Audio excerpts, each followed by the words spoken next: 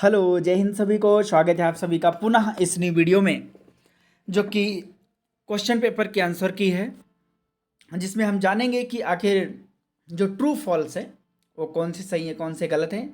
आप जानते हैं कि ये D Ed special education HI hearing impairment का एग्ज़ाम है, जो कि फाइनल एग्ज़ाम चल रहे हैं सेकेंड ईयर के, और इसमें भी थर्ड सेमेस्टर का है, जो कि 2020-22 बैच एंड 2020-22 बैच है जो रेगुलर है, एंड 2018-20 बैच एंड 19-21 बैच ये क्या है, सप्लीमेंट्री बैच है।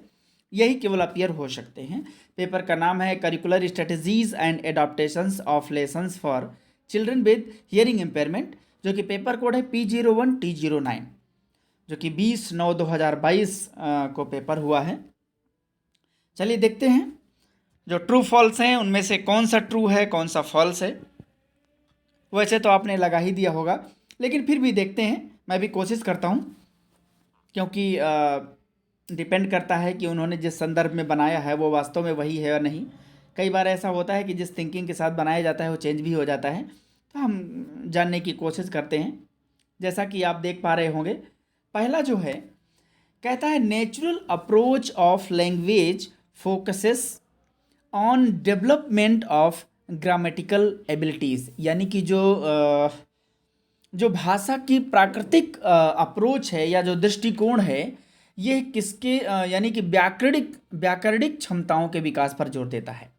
तो आप जानते हैं कि जो नेचुरल अप्रोच है लैंग्वेज का, ये बिल्कुल भी व्याकरणिक एबिलिटीज पर जोर नहीं देता है। ये तो एक नेचुरल तरीके से बिना जोर दिए अपने आप खुद से सीखने पर जोर देता है। इसलिए ये हमारा क्या होगा, गलत होगा। क्या होगा, गलत होगा, क्योंकि ग्रामेटिकल एबिलिटीज पर जो जोर देता है उसके विकास पर, वो होता है स्ट्रक्चरल मेथड। उसमें फिट्जगेराल्ड की, एप्पल ट्री, बहुत सारी चीज़ें आती हैं, कलर कोड सिस्टम, तो उसके अंतर्गत वो सारी चीज़ें ग्रामेटिकल होती हैं। अब देखिए दूसरा कहता है कि curriculum provides guidance for student. बिल्कुल देता है, ये टीचर को भी गाइड करता है, ये स्टूडेंट्स को भी गाइड करता है, सोसाइटी को भी गाइड करता है, सबको भी गाइड करता है। इसलिए ये भी हमारा क्या होगा, सही होगा ये। अब देखिए तीसरा देखते हैं, an outline of the topics of a subject to be covered in specific time is called syllabus, यानी कि जो किसी विशिष्ट या विशेष रूप से जो समय दिया गया है, उसी समय में पूर्ण किए जाने वाले जो विषय होते हैं, जो प्रकरण या टॉपिक्स होते हैं, उनकी रूपरेखा को सिलेबस कहा जाता है। देखिए आप जानते हैं आउटलाइन जो टॉपिक्स होते हैं, आपके सिलेबस में जो टॉपिक्स दिए रहते हैं उनको पूरा करते हैं तो उनको सिलेबस ही तो कहते हैं। इसलिए भी हमारा क्या होगा, सही होगा, राइट। इसके बाद देखते हैं चौथा कहता है कि subject centre designs revolve around content, यानी कि जो विषय केंद्रित जो डिज़ाइन है वो क्या है कि सामग्री के इर्द गिर्द घूमते हैं। इसकी हिंदी भी दूसरे पेज में है, बट आप उसे देख लीजिएगा। यानी कि देखिए, अगर चाइल्ड सेंटर्ड होता तो वो चाइल्ड के नीड, उसके लेवल, उसके एबिलिटीज, उसकी इंटरेस्ट, सबको ध्यान में रखता। लेकिन ये सब्जेक्ट सेंटर्ड है तो उसके कंटेंट, उसकी क्लास लेवल, इन सब चीज़ों पर फोकस करता है। इसलिए ये भी हमारा सही है। अब देखिए क्वेश्चन नंबर 1 का जो 5 है, ट्रू फॉल्स में 5 कहता है कि Montessori method emphasises on social development, यानी कि जो मॉन्टेसरी पद्धति है वो सामाजिक विकास पर जोर देती है। ये क्या है, पूरी तरीके से स्वतंत्रता प्रदान करती है। और आप जानते हैं स्वतंत्रता में मनोवैज्ञानिक विकास भी होता है, सामाजिक विकास भी होता है, शारीरिक विकास भी होता है, सब कुछ होता है, तो वो इसमें भी जोर देते हैं। इसलिए ये भी हमारा सही होगा। अब देखिए ये राइट शॉर्ट नोट, ये भी आप तो कर ही लिए होंगे। इसको पहला है प्रिंसिपल्स ऑफ करिकुलम, जिसमें बहुत सारे सिद्धांत होते हैं। आई होप आप लिख करके आए होंगे, क्योंकि आपने पहले से ही पढ़ा होगा, जिसमें रचनात्मकता का सिद्धांत, क्रियाशीलता का सिद्धांत, बाल केंद्रित का सिद्धांत, उपयोगिता का सिद्धांत, रुचि का सिद्धांत, ऐसे मैंने वीडियो भी बहुत सारे बनाए थे। तो आप अगर उन्हें देखे होंगे तो आपको पता चल गया होगा, एक्सप्लेन भी मैंने किया था। ये सारी चीज़ें उम्मीद है आप लिखे होंगे। इसके अलावा दूसरा है कि differentiate between formative and summative evaluation. ये तो हमेशा आता है कि रचनात्मक और योगात्मक मूल्यांकन क्या। देखिए बस थोड़ा सा कॉन्सेप्ट बता देता हूँ, बाकी तो आप लिख के ही आए होंगे। जो फॉर्मेटिव है ना, वो शिक्षण प्रक्रिया के दौरान जो टीचिंग लर्निंग प्रोसेस है उसके दौरान ये जो इवेल्युएशन किया जाता है, कभी यूनिट टेस्ट के माध्यम से, कभी असाइनमेंट के माध्यम से, कभी सवाल में पूछ लिया गया, कभी 3 महीने में कोई एग्जाम ले लिया गया, कभी इस तरीके की जो एक्टिविटीज होती है ना, वो सब क्या कहलाता है, फॉर्मेटिव इवेल्युएशन कहलाता है, राइट। समेटिव क्या होता है, जो लास्ट में एग्जाम लिया जाता है ना, जिसको हम लोग वार्षिक परीक्षा कहते हैं, वो होता है, अंत में किया जाता है। आई होप आप इसी तरीके से लिख के आए होंगे, उल्टा ना लिखे हो तो अच्छी बात है। तीसरा है नीड्स फॉर इंडिविजुअलाइज्ड टीचिंग।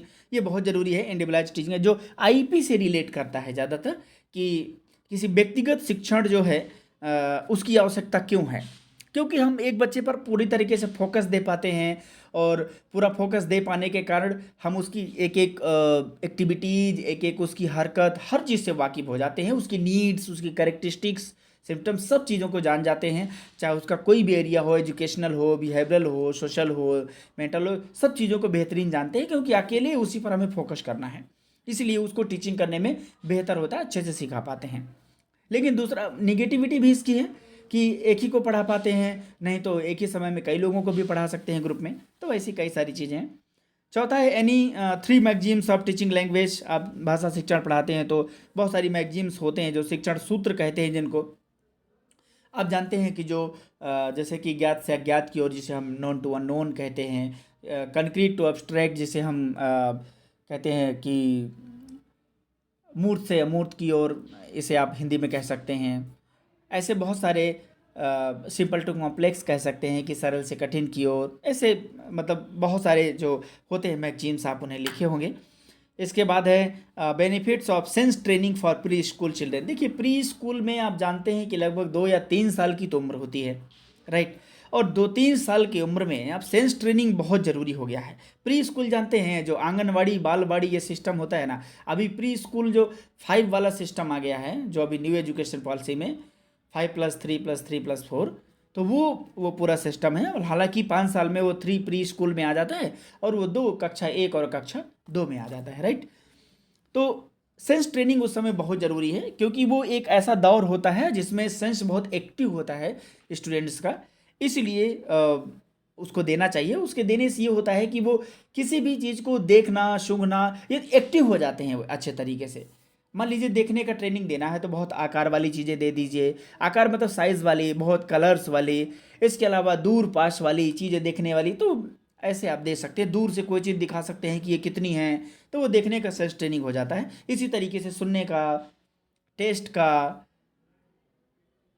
सूंघने का यानी कि स्मेल का, या फिर ईयर, मतलब कई सारी चीज़ें हैं जो 5 हमारी सेंसेस होती हैं, उसके आधार पर आपको लिखना था।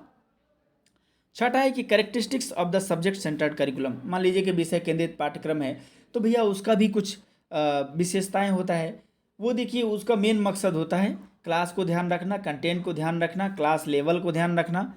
बाकी उससे कोई मतलब नहीं है कि वो विद्यार्थी के अनुसार बना है, नहीं बना है, किस तरीके का, क्या, उसको फोकस रहता है मेन चीज़ कि हमारा काम है बस बना देना, राइट।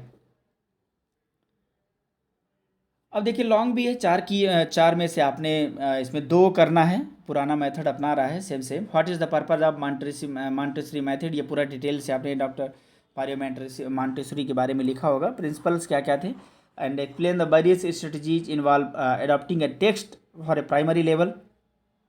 एडॉप्टेशन तो बहुत ज़रूरी है, हालांकि हियरिंग इम्पेयरमेंट के साथ में। देखिए हियरिंग इम्पेयरमेंट में एडॉप्टेशन जो ज़्यादातर होता है ना, उसमें फोकस किया जाता है कि ज़्यादातर इमेज बेस्ड हो, जो कि वीडियो बेस्ड हो, मतलब विजुअलाइजेशन खूब दे दीजिए, वो बेहतर एडॉप्टेशन है। या वाइब्रेशन वाला एडॉप्टेशन दे दीजिए, या लाइटिंग वाला दे दीजिए जो जले, विजुअलाइजेशन का दीजिए, दैट इज एडॉप्टेशन, कुछ भी दीजिए उसको।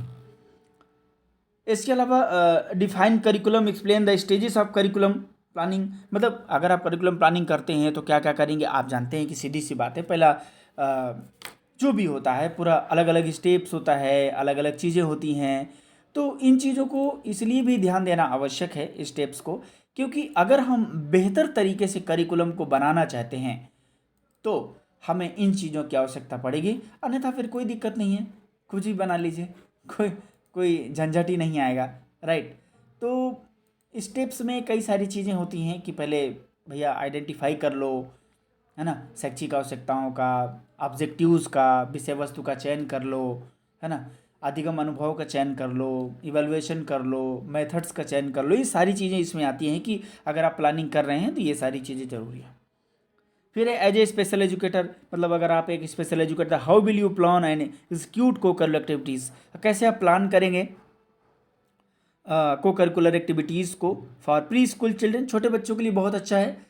जैसे कि अभी देख रहे थे आप, वीडियो वायरल हो रहा था को करिकुलर एक्टिविटीज़ का, एक मैडम थी जो नाराज़ हो गए थे, तो बच्चा किस तरीके से उसको उनको मना रहा था, को करिकुलर एक्टिविटीज़ करा रही थी लेकिन शैतानी कर रहा था। तो वो को करिकुलर एक्टिविटीज़ करा रही थी, जैसे फ्रूट चाट हो गया, इसके अलावा कुछ रंगोली हो गया, कुछ खेलकूद हो गया, कुछ ऐसा कुछ कल्चरल एक्टिविटीज, इस तरीके की चीज़ें ना को करिकुलर एक्टिविटीज़ में हमारी आ जाती। ठीक है, आई होप आपने लिखा होगा। ठीक है, उम्मीद करता हूँ कि आपने किया होगा बेहतर तरीके से। Thank you so much. मिलते हैं नेक्स्ट वीडियो में। जल्द ही आपको मैं बताऊँगा कि नेक्स्ट जो वीडियो मिलेगा आपको, जिसमें संभावित अगले क्वेश्चन पे जो सब्जेक्ट है उसमें कौन कौन से आ सकते हैं। Okay, thank you so much. Vande Mataram. मिलते हैं नेक्स्ट वीडियो में।